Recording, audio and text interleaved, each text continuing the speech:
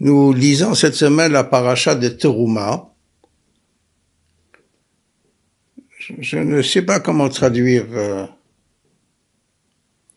le verset, je vais vous le lire. Vaidaber Hashem el Moshe lemor, daber el bnei Israël, parle aux enfants d'Israël. Veikru li teruma met kol ish asher yidvenu libo, tikru et terumati. Moshe Rabbeinu doit redire au nom de Hakadosh Baruch Hu, daber el bnei Israël, en parlant aux enfants d'Israël, veikru li, ils prendront pour moi, teruma, on va traduire rum veut dire élevé, teruma, ce qui est élevé ou prélevé, donc un prélèvement. Il y a le verbe élevé au-dessus d'eux. Et c'est donc le sortir de sa propriété pour être ikrouli. Tu le prends, tu le prélèves pour qu'il m'appartienne. Pour moi.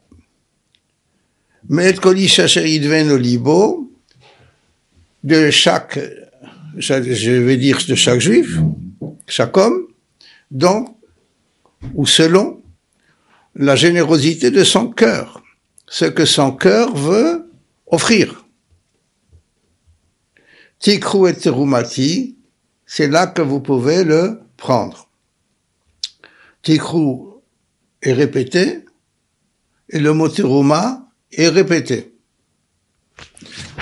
Verset suivant.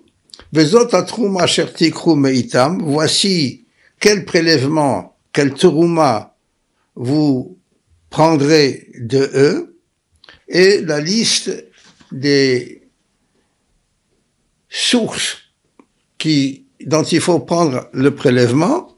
Par exemple, vous avez tous en mémoire que pour prendre challah, c'est de la pâte de céréales.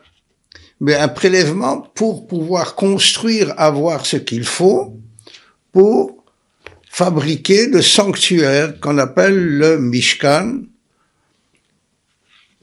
ou le Mikdash. Alors le verset précise, vous ferez des prélèvements, vous accepterez des prélèvements que vous prendrez d'eux,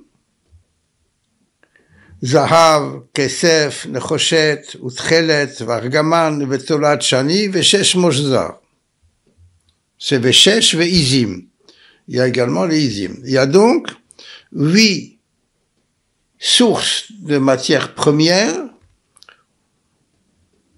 plus Ve'orot Elim, Udamim, Ve'orot Chashim, Vatse Shitim, Veshemen Lamaor, Besamim le Shemen Hamishcha, Veliktoret Hasamim. Ensuite, il y a Avne Shoam, Vavne Miluim, la Ephod, Vela Choshen. Va'asuli Mikdash, Veshachanti Betocham. Ces prélèvements qui sont, dès le départ, les 7 dont on a donné la liste et ils deviennent 8, 9 et autre chose, serviront à faire ce qui s'appelle Vasuli, vous ferez Mikdash, un sanctuaire, du mot Kadosh, une demeure sacrée. Et Hachem dit Veshachanti. Et si vous le faites avec les bonnes intentions, en le prenant de personnes qui sont généreuses, et sans que cela soit un impôt, alors Veshachanti, je résiderai dans cette demeure qui aura été faite avec une chose offerte avec générosité et spontanéité, mais c'est très précisé, c'est quoi? Li, pour moi. Je reviens au début du verset. Nous avons vu 3 fois le mot teruma, et la Gemara nous dit qu'il y a eu 3 prélèvements, dont 2 des 3 étaient la machatzit shekel, le demi-cycle, qui était comme un impôt et qui cette fois-ci il est offert et donné à égalité tout le monde, plus une autre teruma qui a été offert à chacun à titre bénévole selon ce que son cœur le laissait ou le propulsait Il y a donc toutes les positions de générosité. 3 sortes de terouma, et il n'y en a pas eu d'autres nécessaires pour pouvoir construire tout ce qui est devenu le Mishkan et les objets à l'intérieur qui vont être décrits dans la Sidra. C'est par exemple, il fallait faire le Aron HaKodesh, il fallait que l'Arche Sainte soit faite avec l'or offert et voulu l'offrir, et il y a eu la menorah, il y a eu la table, il y a eu tous les autres récipients de service à l'intérieur de ce qui est Mikdash, le sanctuaire, Mishkan, la résidence de Dieu parmi nous. Vous voyez, le verset a précisé dès le départ, si vous l'offrez pour moi, dit Hachem, vous l'avez prélevé avec l'intention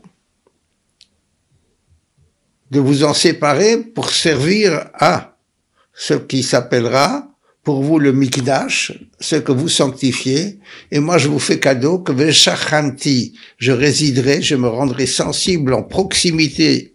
Vous allez être, dès l'entrée du sanctuaire, capté par la communication de ce qui est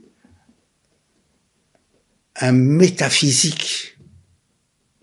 Vous sentirez la proximité d'Akadosh Baruch Hu. Moshe Rabbeinu, je m'adresserai à lui dès qu'il sera en arrêt devant la porte du sanctuaire, et d'au-dessus de ce qui sera fait, qui est l'arche sainte avec les chérubins par-dessus, d'entre les ailes des chérubins, une voix se répercutera en venant du ciel vers l'extérieur, et dès qu'il sera à la porte, lui, c'est son message, tout le monde entendra que je m'adresse à lui, et Moshe Rabbeinu vous l'expliquera et vous le transmettra, et vous serez témoin que je me fie et confie à lui pour vous le transmettre. Mieux que cela, quand vous entendrez ce qu'il vous explique, vous vous rendrez compte que vous avez déjà compris au moment où vous entendiez ce qui s'adressait à lui. De l'intérieur, c'est un message que la Neshama avait reçu pour pouvoir le vivre à l'intérieur du sanctuaire lorsqu'il sera construit.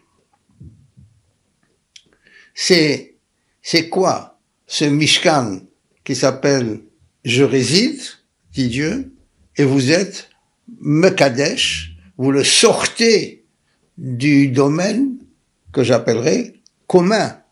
Je ne dis pas profane. Il est honnête, il est bien, mais vous devez faire l'acte de le sacraliser, c'est-à-dire de mouvdal, de le séparer de la propriété qui est la vôtre. Maintenant, je m'arrête 1 minute. Je veux expliquer et comprendre le mot terouma. Le sacré se fait avec quelque chose qui a été élevé par le propriétaire. Élevé de quoi? Du domaine qui est le sien, de sa propriété. Il le fait sortir hors propriété de l'humain, mais confié et utilisé par celui qui en avait la disponibilité profane, j'ose dire ce mot-là, c'est pour dire, de la communauté d'utiliser comme il l'entend.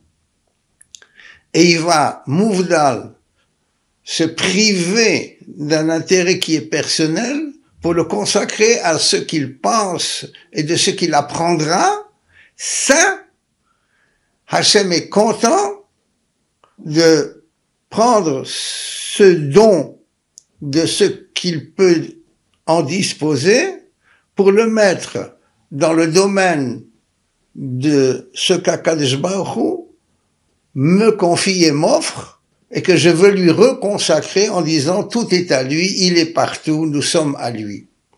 En disant nous sommes à lui, je rappelle au passage que nous lisons dans la prière de tous les matins le Mizmor, le Toda, le psaume, le cantique que David Ameler a composé pour être reconnaissant, dire merci à Kadosh Baruch Hu, Toda.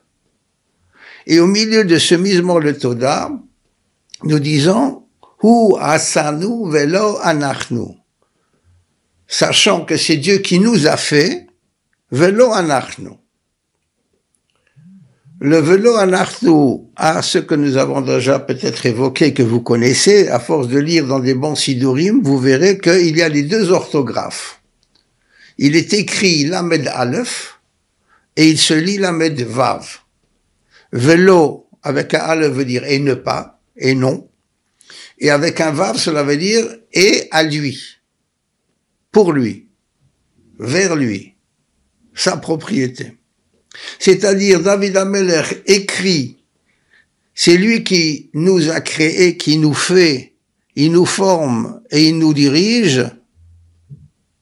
Velo anachnu, et c'est pas nous qui sommes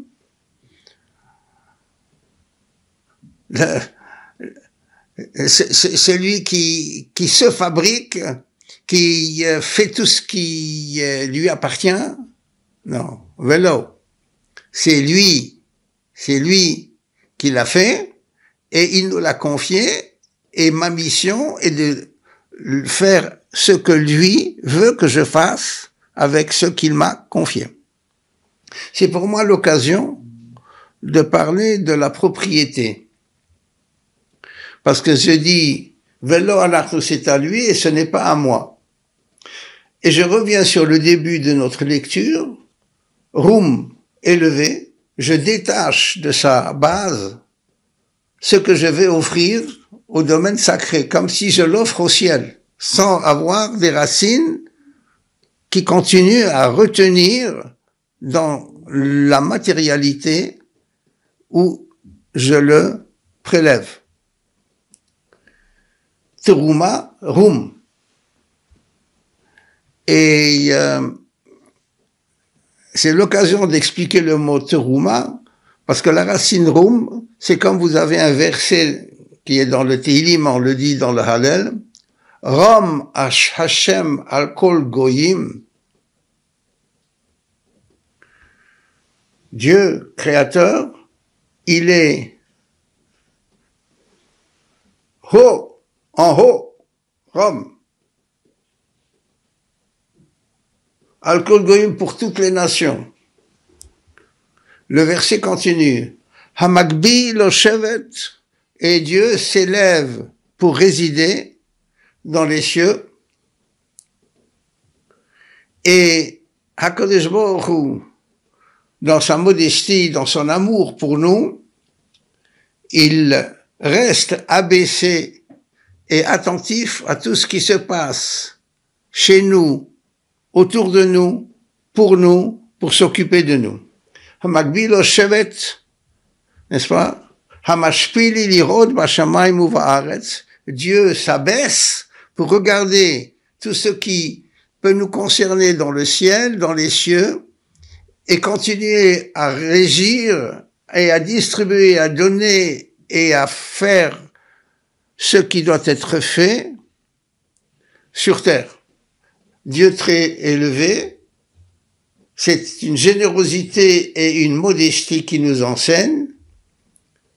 Pourvois et abaisse-toi, Hamashpili lirod bashamayim uva'aretz, pour tout gérer en regardant, en sachant et en distribuant. Nous voyons que quoi? Je dis que quoi? Quand il dit que Dieu est pour les nations, c'est le verbe gavoa.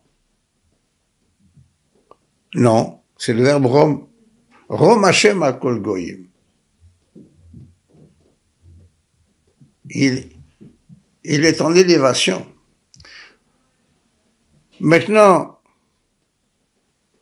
lorsqu'il s'agit de vis-à-vis du clan d'Israël, ce n'est pas seulement qu'il est Rom al kol goyim, mais il est Hamashpil, il s'abaisse. Hamagbi lo shevet.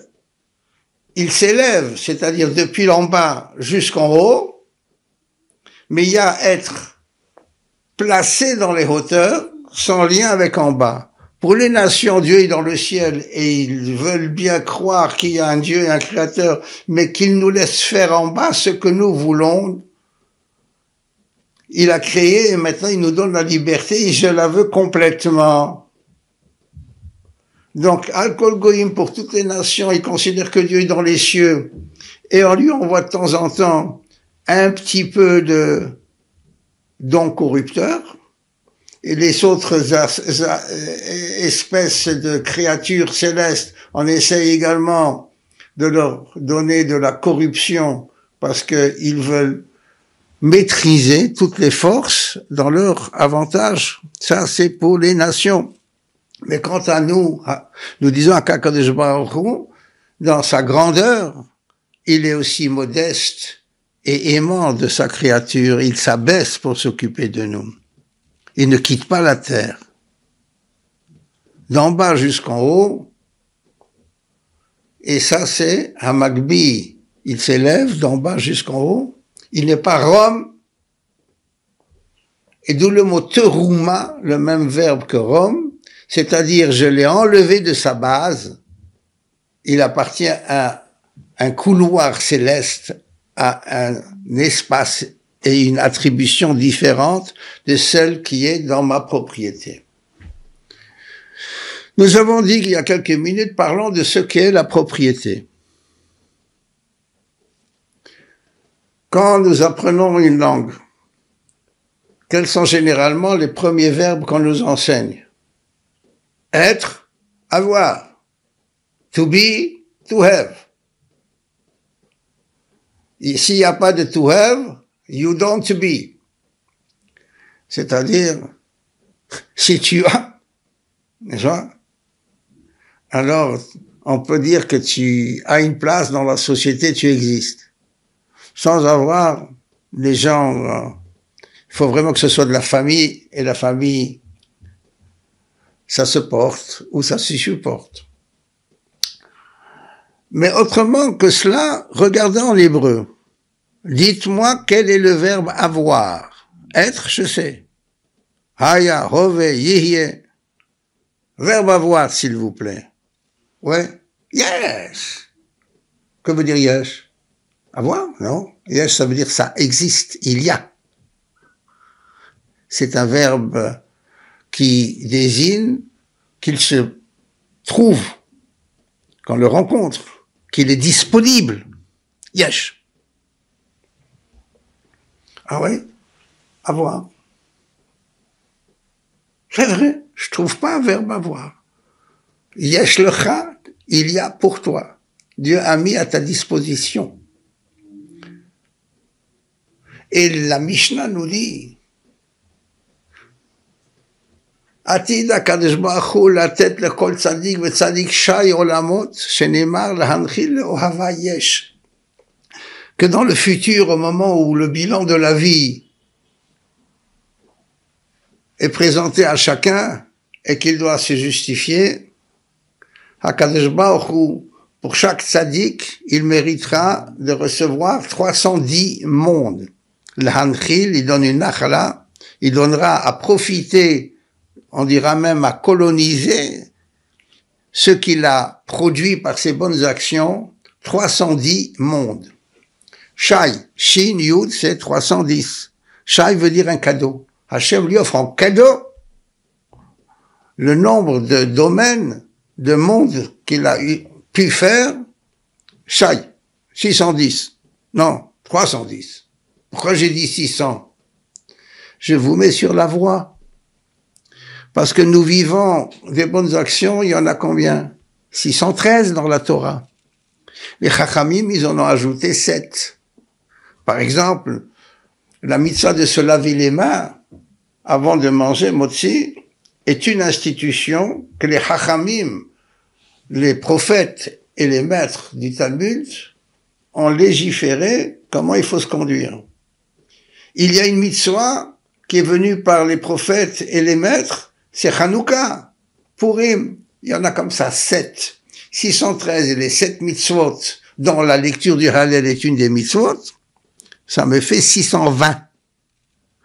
C'est pourquoi, pour faire toutes les mitzvot, il faut qu'il y ait le mariage.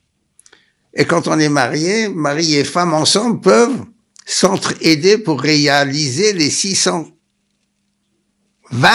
mitzvot, puisqu'il y a 613 et 7 par les chachamim, 620 fait par le couple, donc chacun se partage 310. C'est Shai, c'est le cadeau qu'Hachem fait, et quand c'est un couple qui veut faire toute la Torah, ensemble, ils se retrouvent au paradis. Il n'y a pas de vacances. Il y a au contraire l'excellence de la retrouvaille, du Shalom Bayit. On a 620 mondes quand on a été correct et que on peut dire chacun a tzaddik et tzaddiket. Le couple, ils ont chacun, on peut dire, se sont partagés. Ils ont le 310. Alors voici ce que je reviens pour expliquer le mot yesh. On me dit que dans ce monde-là, n'est-ce pas, un couple peut avoir 620 domaines qui existent, yesh, ils existent pour pouvoir faire des bonnes choses. Yesh, ça existe, c'est à ta disposition. Mais avoir, c'est quand tu l'auras bien utilisé, tu as utilisé cette disponibilité, alors tu existes dans l'éternité en espérant que tu as mérité la perpétuité pour les 120 ans sur terre. Donc je reviens et je dis, le mot yesh veut dire qu'Hachem fait exister quelque chose, il te le met à ta disposition pour appliquer le mode d'emploi de ce monde. Le mode d'emploi, oui, et la Torah c'est quoi? Les 613 commandements qu'Akadosh Baruch Hu te demande d'appliquer selon tes membres, selon tes capacités, aux objets et aux situations dans lesquelles tu es confronté à toujours bien agir. C'est là le compte des mitzvot. C'est là que nous nous rendons compte qu'en hébreu, le mot avoir n'existe pas. Du vivant, c'est à notre disposition. Si j'ai rempli le contrat de la Torah, à ce moment-là, la Mishnah, nos maîtres nous disent, il aura les 310 s'il est marié, sinon ça risque de lui être difficile d'avoir les 620. Parce que on se distribue les rôles, et c'est un exemple d'égalité, de dire yesh, c'est un cadeau de ce qui a existé que tu as bien utilisé. Voici ce qui est extraordinaire, le avoir n'est qu'une disponibilité, ce n'est qu'après avoir bien utilisé dans ce monde-ci, que nous existons vraiment avec notre neshama, et le bilan, le rapport de notre activité avec notre libre arbitre bien compris et utilisé dans la volonté de notre neshama, qui dès la naissance veut que je fasse le mode d'emploi qui est la Torah. Alors ici, le verbe vient me dire, terouma, tu prélèves li pour le rendre à Kadosh Baruch Hu, pour l'utiliser comme il faut. Et l'exemple même que ce que je mets à ta disposition, c'est si tu sais l'utiliser comme moi je veux que tu l'utilises. Et comme malheureusement le peuple d'Israël qui s'est engagé à dire Lassé Venishma, nous sommes volontaires, nous allons le faire, on va étudier, on va comprendre, on va progresser. Et nous sommes tombés dans le veau d'or pour inventer une théorie, un système d'idéal pris chez les goyim, et nos chachamim nous disent, Me'olam yadu avoteinu shein b'avodah zara mamash v'lo avdum ela lehatir lahem arayot. Nos ancêtres ont toujours cru en Dieu, ils avaient confiance en Dieu, et ils savaient que dans l'idolâtrie, il n'y a pas de consistant. C'est un mensonge qui a été travesti en un idéal qui leur permettrait de se justifier dans la société, qu'ils ont, comme s'ils étaient le héros de Tarzan, ils ont aussi leur chita. chacun, il a ses principes et son style de vie, mais ils ne font que singer ce qu'ils imaginent être contents et satisfaits, alors qu'ils n'arrêtent pas d'être torturés de remords, et ils veulent toujours ajouter encore autre chose à ce qu'ils ont proposé et cru que c'était ça qu'il faut faire, alors que, en fait, ce n'est que tricherie et combine qui font de eux des êtres mensongers avec des regrets qui creusent la déception intérieure dans laquelle ils n'arrêtent pas de s'enfoncer comme dans les sables mouvants. Voici ce que ici on vient me dire. Si tu veux faire quelque chose qui est sacré, un habitat sacré, il faut que tu arrives à terouma, à ce que tu saches que tes possessions, tu dois les élever en dehors du monde matériel. Et tu les mets dans la consécration, dans lequel moi, Shachanti, je te dis que si tu as compris que tu veux me retrouver en sachant que je suis là, alors que je ne suis pas matériel, et tu ne peux pas me matérialiser, mais tu peux offrir, te détacher de ton avoir pour pouvoir vivre avec ta neshama, ton âme, avec l'être qui existe dans l'infini et qui est donc dans le monde en présence permanente partout et toujours, alors je me révélerai à toi. C'est ce qu'Hachem dit, Shachanti. Quelle est la racine du mot Shachanti? Je veux résider. C'est le mot Shachen. Tu me sentiras comme étant là, côté de toi. Je réside avec toi. J'ai pas besoin de tes sacrifices et de ta maison. Mais comme toi tu es parti, parce que le abstrait métaphysique, tu n'as pas la tête, ça ne te satisfait pas. Tu veux, j'ouvre un mot, imaginez que je t'accompagne, imaginez que je suis là et que je m'occupe de toi. Tu ne peux pas être entièrement spirituel, tu veux voir une image d'après ta mémoire, d'après ce que tu as vu, d'après ce que tu as touché, d'après ce que tu as senti, d'après ce que tu as eu envie parce que tu l'as vu chez un autre. Alors, Hachem nous a fait cette concession parce qu'on est tombé dans le veau d'or, la pire, ignorante bêtise qu'Israël a pu faire après qu'il ait reçu la Torah au mont Sinaï. Il a été témoin, Hachem l'a sauvé, il nous a sauvés. On a vu les miracles, on a traversé la mer Rouge, on l'a chanté, on l'a remercié. On a dit Matan Torah, on a été extraordinairement contents et heureux. Mais malheureusement, on a absorbé à l'intérieur du peuple juif des gens qui nous ont suivis en sortant d'Égypte et ils se sont ennuyés de manque de plaisir ou d'orgueil pour être considérés. Alors ils ont communiqué qu'ils étaient de l'université de El Kahira de l'époque et qu'ils savent enseigner des mathématiques et l'algèbre de Khéops. Oui. Mais ils étaient comme la grande pyramide de Khéops. Le sommet a été arraché par un boulet des canons de Napoléon. Alors c'est ainsi que dans la civilisation, les géants qui étaient chez eux, ils ont perdu le sommet, la tête. Mais on continue quand même à considérer que les pyramides ont des trésors parce que les pharaons sont enterrés avec leurs trésors. Alors nous n'avons pas à courir derrière eux, mais nous disons que si nous voulons faire quelque chose, un temple, quelque chose pour pouvoir se rencontrer, vivre comme un souvenir, alors que on aurait vécu la Torah avec un misbéach, un simple hôtel en plein air, pas besoin de faire un temple, un lieu de rencontre, un lieu de limité.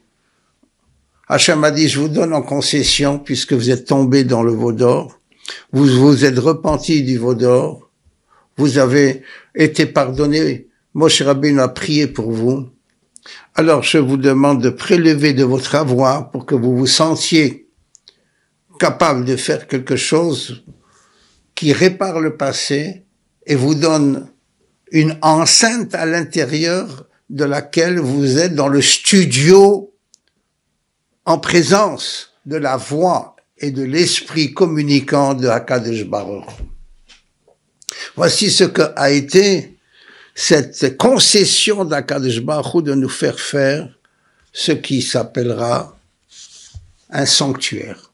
Vous faites Mikdash, vous sanctifiez, vous faites un sanctuaire, alors Shachanti, je voisine avec vous. Mishkan, c'est le nom que Dieu nous donne, et nous avons fait Mikdash, acte de terouma, de décoller du sol, élevé. Et le mot terouma, ici, il y a 3 fois terouma. 3 fois terouma. Savez-vous, une des raisons pourquoi il y a 3 fois terouma, la Gemara nous expliquera. Mais, pour nous, je dis, c'est une concession de faire, j'ai appelé ça tout à l'heure un studio, dans lequel je sais qu'Hakadosh Baruch Hu, il me filme, je peux prier, il m'entend, il peut me donner l'occasion de redire, de corriger si je me suis trompé. Et je dois me tremper dans ce que lui veut que je dise et que j'étudie et que j'exprime. Étudier et exprimer, c'est donner dans l'atmosphère et dans l'existence du monde la transformation de ma pensée qui exprime et accepte et développe la pensée que Dieu m'a donnée à l'intérieur de mon rouach, de mon esprit, qui est le niveau humain de l'aneshama, une fois connecté et entré en moi.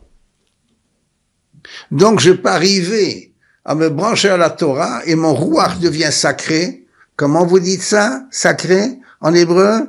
Ruach HaKodesh.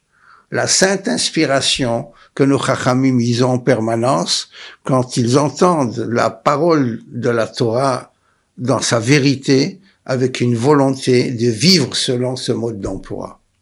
Alors ils ont le Ruach HaKodesh, ils sont inspirés et les hauts niveaux de l'inspiration montent dans les degrés des prophètes, etc. Terouma, Rome, on peut s'élever au-dessus de ce qui peut être la racine terrestre. Le plus grand qui s'est élevé, c'est Moshe Rabbeinu. Nous avons compté tout à l'heure qu'il y a 3 fois le mot terouma. S'élever, prélèvement, prélèvement.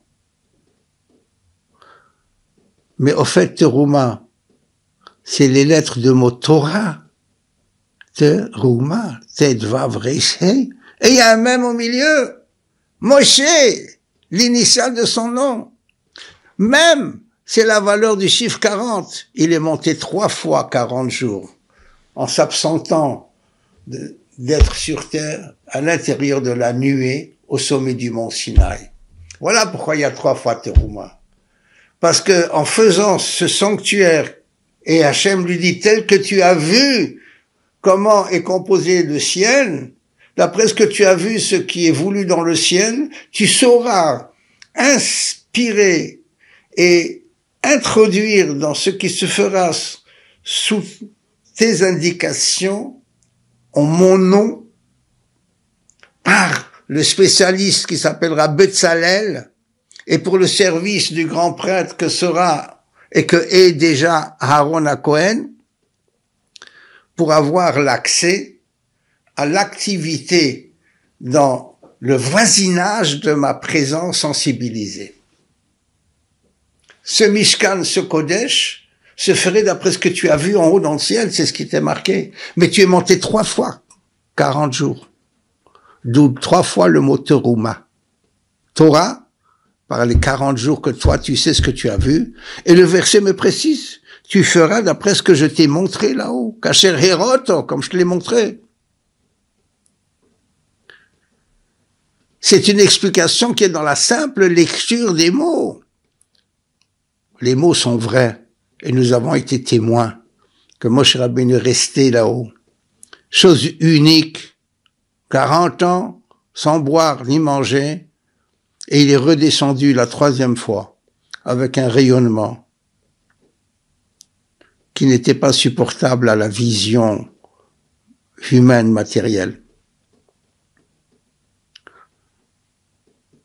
voilà ce qui a fait Moshe Rabbeinu de 3 fois 40 jours, c'est la Torah plus les 40 jours dans le ciel, dont il était le seul à avoir été la terouma du clan d'Israël.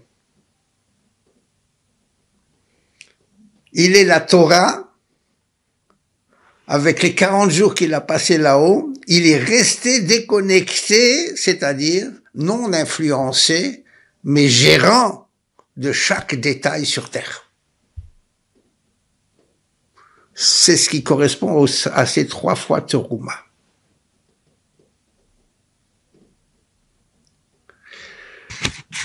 Maintenant que nous avons un peu progressé, il faut savoir que cela a été 3 prélèvements que Moshe Rabbeinu a fait faire, 2, et une 3e que le peuple a volontairement offert, de ce machatzit à shekel.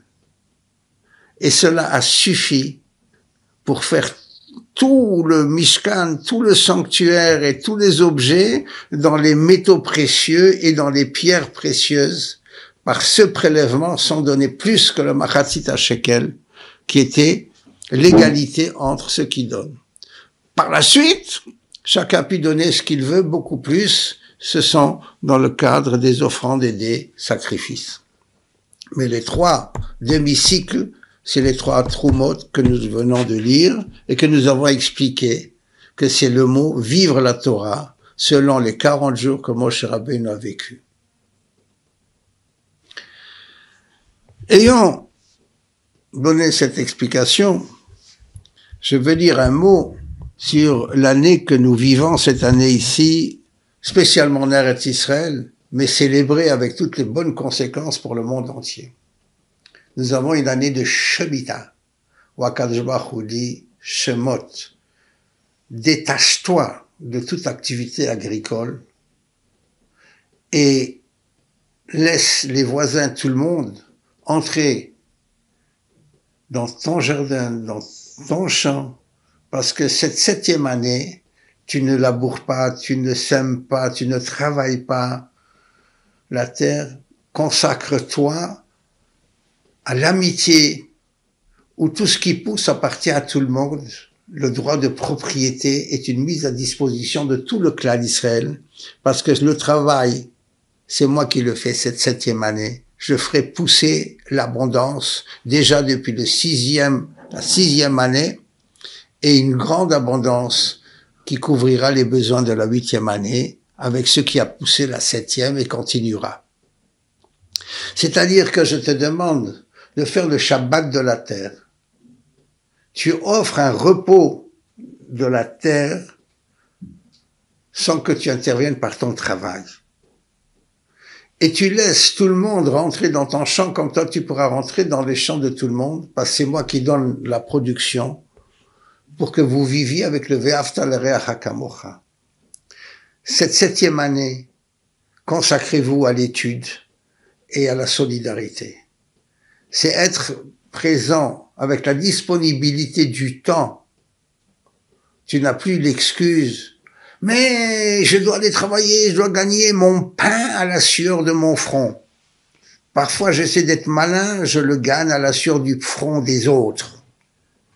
Mais, tzaddik, cette année, il n'y a pas la malédiction que tu sèmes des semences et que la terre désobéit comme tu as désobéi, elle fait pousser des buissons, épines. Non, cette année, c'est HaKadosh Baruch Hu qui fait donner ce qui convient de faire. Sache seulement qu'il y ait le partage entre vous. Et à ce moment-là, soyez confiants qu'il y aura suffisamment. Parce que tziviti el birkati, je vais donner l'ordre à ma bénédiction. Que veut dire je donne l'ordre à ma bénédiction? Une année où la bénédiction, elle est ordonnée de venir. Elle a un libre arbitre. C'est je shalachti, venatati, j'envoie, je donne ma bénédiction. Pourquoi le verbe tziviti? Tu oublies que l'homme a désobéi et que chassé du Gan Eden, il y a eu la malédiction qui dit que kotz vedardar, des épines et des buissons poussent alors que tu plantes des semences et tu récoltes parfois des déceptions. Alors, sache que cette année de Shemitah, je vais annuler cette malédiction de la terre par le mensonge des hommes. Et je vais redonner la bénédiction que vous avez vue dans le Gan Eden. Et c'est ainsi que le Zohar HaKadosh nous dit, lorsqu'Israël observe la Shemitah, lorsqu'ils vivent en amitié, de générosité et avec piété, alors à ce moment-là, Kadosh Baruch Hu, il renouvelle les récoltes par sa bénédiction, il n'y a plus de malédiction, et dans le Gan Eden,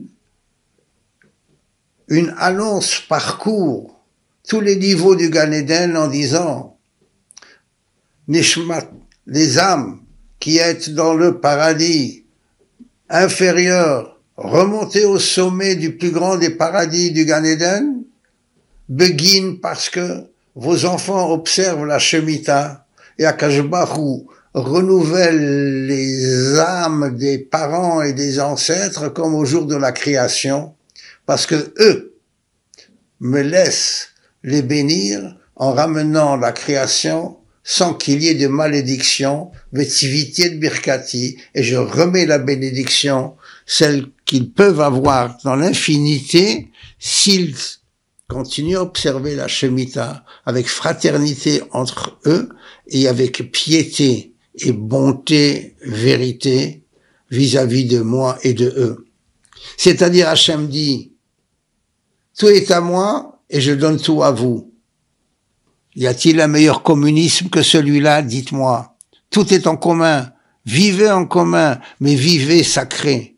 Vous êtes dans la vérité. Alors à ce moment-là, c'est quoi la bénédiction de mériter le paradis sur terre? Ki yemei hashamayim al haaretz, comme du temps où les cieux étaient sur terre, c'est-à-dire en sentait la présence divine et l'amour qu'il nous donnait avec générosité. C'est quoi? Parce que nous faisons ce ve'afta l'reacha kamocha et nous faisons ce que j'appelle le communisme dont il n'y a pas un autre sur terre. Quand nous faisons ça, parce que c'est la Torah qui nous dit de le faire, à ce moment-là, nous avons le communisme monothéiste. Voilà. Quand les gens ont eu un socialisme de communisme, c'était une belle littérature. Ils se sont entretués dans leur révolution. Ils ont continué également par dominer et asservir les autres. Expédier en Sibérie ceux qui continuent à croire en la vérité de la Bible, de Torah. Et eux voulaient être athées. C'est là le drame. Un communisme qui ne croit pas en Dieu n'a pas de référence d'absolu. Il continue à rester égoïste, il continue à rester les combinards qui essayent de se servir parce qu'ils sont le plus près de la marmite. Le communisme monothéiste, c'est ça, notre année de Shemitah, et c'est ça que nous comprenons qu'Akadosh Baruch Hu nous dit, prenez un prélèvement sur ce que vous avez. Il est tout petit, à machatzita shekel, mais vous verrez que cela suffira à faire tout ce qu'il faut. Un temple avec une table, avec un autel, avec une arche sainte, avec tout ce qu'il faut en or et en pierres précieuses, en prenant très peu, cela a suffi. Parce que c'est moi qui vous donne et vous acceptez de le mettre à vos dispositions pour me montrer votre amour dans l'unité de l'activité commune. C'est-à-dire, nous sommes dans Shemitah, exactement comme dans la mitzvah des Teruma, la Torah, avec le message des 40 jours passés dans le ciel, sans égoïsme et sans matérialisme. Ça, c'est le communisme matérialiste dont nous sommes le seul peuple à l'avoir, parce que ve'afta l'reacha kamocha et ve'afta et Hashem Elokecha, c'est le même amour, la même neshama, dans une unité commune. Il est raison que nous puissions vivre cette année où il y a 2 fois Adar, Nous rentrons dans le mois de Hadar, Mishenirdas Hadar Marbin Besimcha. On se réjouit parce qu'Akadosh Baruch Hu nous a libérés de toutes les brutalités, de toutes les cruautés qu'on a pu voir, subir, et après faire la réplique de la même attitude en croyant que par la force on réussit.